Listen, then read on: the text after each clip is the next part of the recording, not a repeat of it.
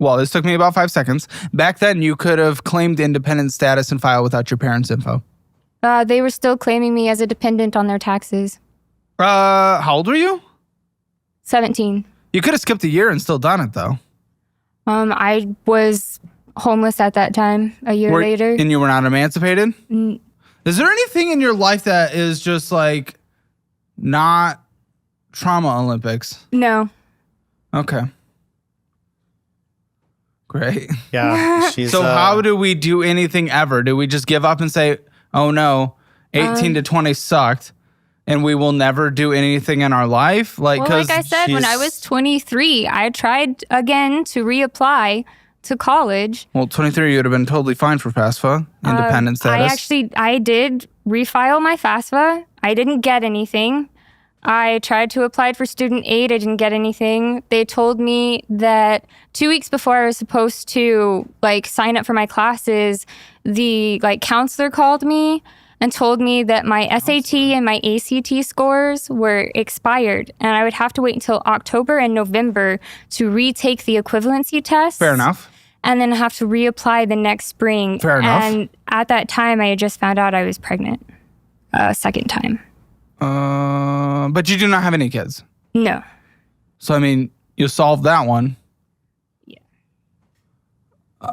Okay. So that didn't really impact much, it sounds like. Well, I was working and also, by the way, supporting my ex at the time. And when my that I was pregnant. This is impossible. This is why this is impossible. Listen. You struggled with some things and many things I sympathize with, and I would have, at that time, if it was happening right now, hugged you and cried with you. It is not happening. This was a long time ago, and you are using it as 27 years old. I can't do anything. But I mean, that stuff has an impact on you now. Has an impact on you now, but if you give up, you're never going to do anything. But I haven't given up. I've already reapplied for school again. He has to feed you. Yeah, but when everything happened back in March, he offered to do that for me.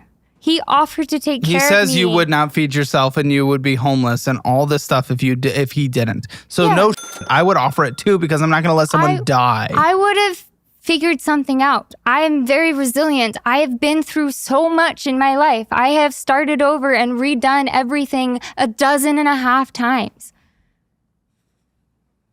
She's lived a lot of life and been through a lot of stuff. So, that's why I have faith in her that she'll. That's why we're moving from the United better. States.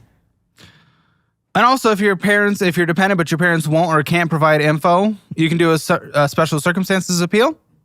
If your parents refuse to provide any tax info but still support you, you can submit FAFSA without their data. You'll only be eligible for unsubsidized federal loans. I know, but I'm saying I found this in literally less than 30 seconds. Isn't it FAFSA? FAFSA? Not FAFSA? Right? I know Google existed back then. I didn't know to look for stuff like that. Can't do anything. Okay. Okay. I don't know, from there, what, again, this is what I struggle with in this conversation. This is a take accountability. This isn't bad things happen. We've all been through bad things. I've been through bad things, not as bad as yours. He's been bad through things, not as bad as yours. We're not doing a jerk-off session comparing which one was worse. And we're also not sitting here and justifying every single failure that you're doing and that you're not willing to make any improvements in your life based on your actions, not your thoughts, because life was hard 5 to 7 and 8 and 9 years ago. I'm sorry you went through that. That doesn't mean life is done. And that is not this conversation and not this show. But you say you're not giving up, but your entire life looks like giving up. You're not willing to apply for health insurance right now in 10 minutes. You can't do anything. I'm not giving up. I'm just starting over. I just started over again. But he's upset you haven't found a job, the producer's saying. He's actually upset you haven't found a job. Yeah. If our significant other is feeling that Clearly, there is something more here. And listen, this is a tale as classic as old as time. Again, Reddit, TikTok, get on it right now. You'll see it. You will absolutely avoid any pushback or accountability for what your life looks like today by leaning on, oh, things were sad in the past. Of which, again, at that time, I would have supported you. I would have hugged you. I would have cried with you. Great. That's not happening now. And you are using it as a deflection for what you are not doing right now. And he's upset you're not getting a job. He's upset. The guy taking care of you. The guy who's willing to lose his good paying job to go work in a tech market that doesn't exist in a different continent with languages he can't speak. Unless you go to UK, but good luck there. Well, him wanting to move was a thing that he wanted before I even came in the picture. And that was part of the reason that we... So you're upset about her getting a job. Walk me through it. Yeah, I mean, we've definitely had, whenever we have arguments about our financial situation, it always, boils down to, well, X, Y, Z would be better if you had a job and an income. And yeah, I mean, I feel like you don't put in enough effort. I feel like you could do more. You sleep in a lot and I'm cooking, cleaning, taking care of the animals, watering the plants. And I water my plants. You don't water my plants. I lost my awards. I'd give one, but I can't find them right now. Sorry, continue. The plants is just one thing, but I still contribute in every area on top of working. And then I just, I am worried that you're taking advantage of me a little bit, but I want to trust you implicitly. When we've talked about this at home, you've never said that before. I mean, maybe I wasn't direct enough about it, but I've been trying to communicate, hey, you could put in more effort. I just think that you could be doing more, and I feel like there's definitely an imbalance, that I'm kind of doing everything, and you're not even working. Remember when you said your exes were financially taking advantage of you? Now, here's the thing. You're right. He may not have said that, but this isn't obviously official couples therapy, but in settings similar to this in couples therapy, that's where the real thing comes out. That people hold back from wanting to say in person because they don't want to start a fight. They don't want to start an argument at home. This is that. And to use language from your world, a safe place. Fair. I try to be that for you. I want you to be able to come to me with stuff and talk to me about things and be open. And, I feel like I don't have the same opportunity. I feel like if I bring stuff up, you get upset and you get angry. And tell me about that. Tell me about how those conversations go, where she gets upset and angry. Well, I'll just bring something up, and I end up having to comfort her at the end of it, because it's she'll start saying I'm such a worthless partner. No, she says that about herself, and then I have to be no, you're not. I have to comfort her and reassure her a lot, and then then it kind of ends up fizzling out because I don't get to get my point across, and then that's just kind of kick the can down the road. That's actually, again, let's take more notes from your TikTok community. That's an incredibly manipulative and almost gaslighting thing that you're doing, where you have a real conversation and then you go, oh, I'm not a good partner. I'm not contributing anything. That is manipulative as to not be able to have that conversation and then go in there with that bullshit, that self-victimizing bullshit. That's f***ed up. I feel like we always resolve our issues. I I mean, you feel that because you deflect, self-victimize, and he stops the conversation, and you feel resolved because he embraces you. I mean, we do get to finish the conversation, but you know, I feel like in that area, especially with looking for another job, like everything can be like, you know, some people like the trad wife thing.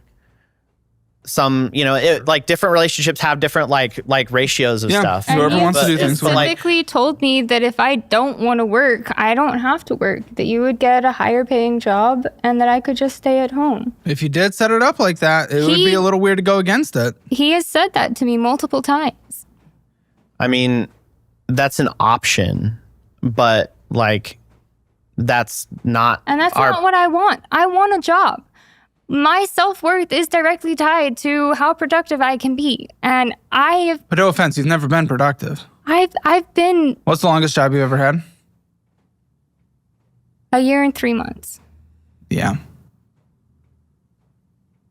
Was end-of-life care for an elderly man with dementia. Why do you always have to go? See, this is what she does. She always has to go into the conversation with bringing up something sad to shut it down. You see how this works? I mean, it's not good. It is not a healthy way to live or to have conversations. But I hope you recognize this. But like all this stuff has happened and it does have an effect on her. I'm not saying it doesn't, but it's the way that every conversation is with her. You bring up a valid point, then she has to bring in something where it gets sad. And if you then push on that valid point again, you all of a sudden look bad because, oh no, something sad happened. Because you can't be a dick and push back against someone where something sad has happened, because then you look like a piece of shit. And it's a tactic people like her use to get out of any valid criticism.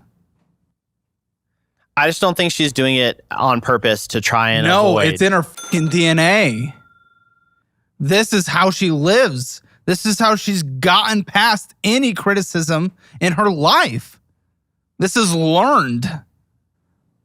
And it's instinctual to her. And we're working on helping her. It's like emotional terrorism. We're working on helping her change that, you know? Are we? Because I'm the first one to bring it up and you haven't brought it up and you don't even seem to agree with me right now. I mean, I feel like I was doing better process, when I was in therapy last year. You should probably do that times 3.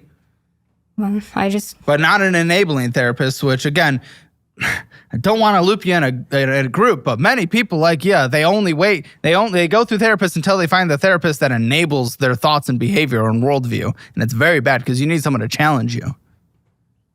I'm ready for a challenge. Oh, a year and 1 month worth of one. What's that in reference to? The job? A year and 3. Yeah. A year and 3. Hey, those 2 extra months, you know? This is a mess. That being said, though, for the last 9 years of my life, I've bounced around. I've been homeless. I've been with partners that took advantage of me. I was the sole breadwinner in almost all of those relationships. Here's the tactic. We just talked about the tactic and she's doing it. She gets valid criticism and then falls back on the victim, so that the valid criticism can no longer be pushed. My point is that I was the sole breadwinner for most of those relationships. I was the only person taking care of other people and myself. I'm sure it was off of debt and stuff. Like, I mean, come on. I don't know what happened back then. Again, that was 9 years ago. So if things went to collections, they would have fallen off by now anyway. So that doesn't matter. But either way, cool. Let's 100% take what you just said as real. You were the breadwinner. You were the breadwinner, 100%. And there was, nothing flawed in that. You were the breadwinner. You know what I say? Very good. Why don't you do that then? If you were such an expert at it, I'm trying. You've never held down a job for more than a year and 3 months. It's because I've literally never been in one place that long. That is your choice. No, I mean, really. It wasn't to a certain fucking extent. You're right. Maybe you have to leave that apartment, but you can go to an apartment down the block. No, I mean, like she was in situations where she couldn't leave, right? Like, yeah. Leaving abusive situations is not always so simple as just like walking away. I'm not saying that one, but so you've only been in abusive relationships for the last 9 years? I mean, in the last 9 years, every instance of your life has only been abusive relationships. So shut the fuck up with that criticism, because this is the fallback bull. I never said she cannot or she could just move from the abusive. I didn't say that. She suggested it was maybe a couple years. She just said for the last 9 years she was endlessly moving. So fuck off with that bullshit. That is such a deflection to try to play victim. I do not support that relationship, obviously, and I know it is impossible to just leave. But to say I moved around and couldn't stay anywhere for the last 9 years and it's because of abusive relationships that only existed for 2 to 3, shut the fuck up. That is some dumb pushback. That is some dumb cope.